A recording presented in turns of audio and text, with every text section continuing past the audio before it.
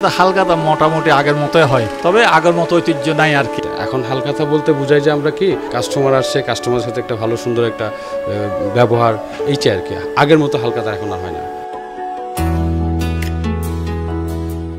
বাঙালি সংস্কৃতির অন্যতম অনুষঙ্গ হলো এই হালখাতা। আধুনিক তথ্য ও যোগাযোগ প্রযুক্তির এই সময়ে এসে বিভিন্ন অ্যাপ ও অনলাইন শপিংয়ের কারণে হালখাতার সেই আগেকার দিনের জৌলুসও কমে এসেছে বটে। তবুও বাঙালি সংস্কৃতিতে বাংলা নববর্ষের প্রথম দিনে হালখাতার প্রচলন রয়েছে।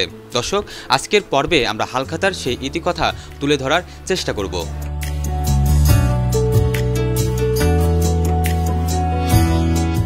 বৈশাখ আসছে, বাঙালির প্রাণের উৎসব নববর্ষ করা নাড়ছে দুয়ারে।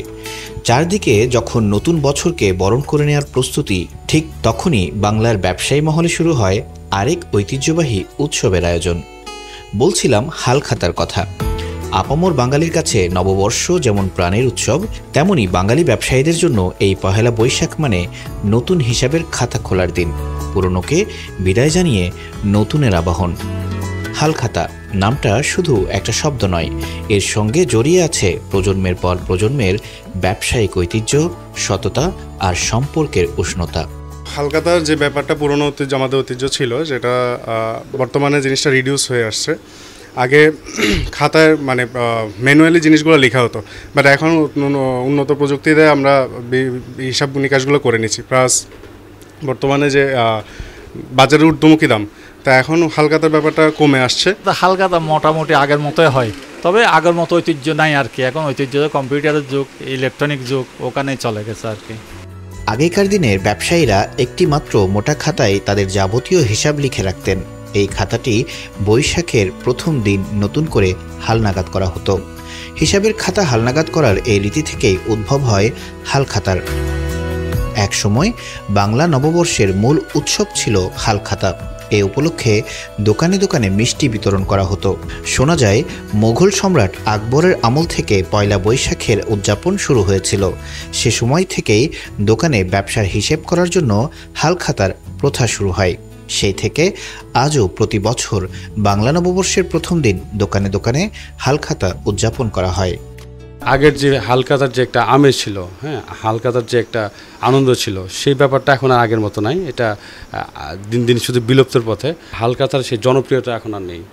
তো এখন হালখাতা বলতে বোঝায় যে আমরা কি আসছে, কাস্টমার আসছে, কাস্টমারের সাথে একটা ভালো সুন্দর একটা ব্যবহার, এইটাই আর কি। আগের মতো হালখাতা এখন আর হয় না।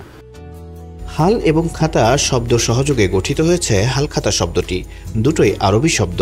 হালখাতা বিশেষ্য পদ। হাল শব্দের অর্থ হলো নতুন। সাধারণভাবে হালখাতা হলো নববর্ষে নতুন হিসাব লেখার খাতা। নতুন খাতাটি সাধারণত লাল শালুতে মোড়ানো থাকে। হালখাতা হলো বাংলা নববর্ষের প্রথম দিনে ব্যবসায়ীদের মধ্যে প্রচলিত একটি ঐতিহ্যবাহী প্রথা। এ দিনটিতে ব্যবসায়ীরা তাদের পুরনো হিসাব হালনাগাদ করে নতুন হিসাব শুরু করেন। এই উপলক্ষে ব্যবসায়ীরা ক্রেতাদের আমন্ত্রণ জানিয়ে তাদের নতুন বছরের শুভেচ্ছা জানান। এটা প্রসেসিংটা হলো, প্রথমে আপনার কাগজ মার্কেটে কিনে এনে, রিম কিনে এনে আপনার কাটিং করে সাইজ করে এটা রুলিং করতে হয়, বাংলা রুলিং করতে হয়। বাংলা রুলিং করে আপনার আসার পরে এটারে আপনার কাগজ বাস করে তারপরে সেলাই করতে হয়। সেলাই করার পর তারপরে আপনার ওই গাম দিয়ে আস্তর দেওয়া হয়। আস্তর দেওয়া হয় পর তারপর কাটিং দিয়ে, কাটিং করার পর বোর্ড টোট রং ছিটানো হয়। রং ছিটানো তার আমরা বোর্ড টোট লাগিয়ে কাপড় টাপড় লাগিয়ে এটা রেডি করি। নববর্ষতে এটা একটু চাহিদা বেশি, আগের তুলনার থেকে একটু কমছে, কিন্তু অনেক চাহিদা বেশি নববর্ষতে। হালখাতা বলতে যত আপনার কম্পিউটার প্রযুক্তি আসুক না কেন, কিন্তু ওইটা অনেক সময় থাকে না। কিন্তু খাতাটার যেই রিপোর্টটা থাকে, যে হিসাবটা থাকে, এটা কিন্তু চিরজীবনভর থাকে। এই জন্য এটা আগের মানুষের যখন করতো তখন এখনই ওটা রয়ে। দোকান হলো 126 বছর, বুঝছেন। এটা ব্রিটিশ পিয়ারের আগে, যখন সেকেন্ড গ্রেড ওল্ড যখন পড়ে তখন এই দোকানের বয়স ছিল। তখন ফাদার করেছে, ওর বাবা করেছে, আমার বাবা করেছে, তারপর আমরা করতেছি। এটা 3 পুরুষ চলে। বাংলা নববর্ষের সঙ্গে অঙ্গাঙ্গিভাবে জড়িয়ে রয়েছে ঐতিহ্যবাহী এই হালখাতা অনুষ্ঠান। বাঙালির ইতিহাস, ঐতিহ্য ও সংস্কৃতির এক অবিচ্ছেদ্য অংশ এই হালখাতা। সমাজের বিবর্তনের সঙ্গে সঙ্গে ঐতিহ্যবাহী এই উৎসব পালনে আড়ম্বরতায় ভাটা পড়লেও তা আপন ঐতিহ্যে টিকে থাকবে স্বমহিমায়। কেননা হালখাতা যে বাঙালি বনেদি ব্যবসায়ীদের শিকড়ের সঙ্গে গাঁথা। রাহাত হাসানের তথ্যে বিশেষ প্রতিবেদন, চিটাগং লাইভ।